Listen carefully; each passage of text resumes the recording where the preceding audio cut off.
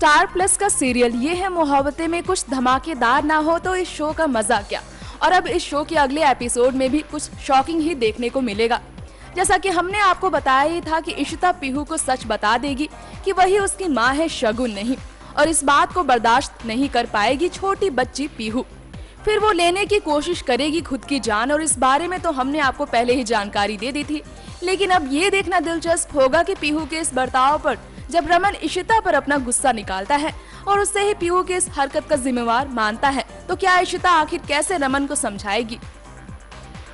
वहीं इस सीरियल से जुड़े एक जानकार की माने तो इस सीरियल के आगामी एपिसोड में आप ये भी देखेंगे कि पीहू ने सुसाइड करने का दिखावा ही किया था, जिसके इरादे सिर्फ और सिर्फ इशिता रमन को अलग करने के ही थे।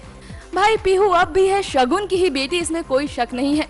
शगुन से दूर रहने के बाद भी पीहू में सिर्फ और सिर्फ शगुन का ही हक है।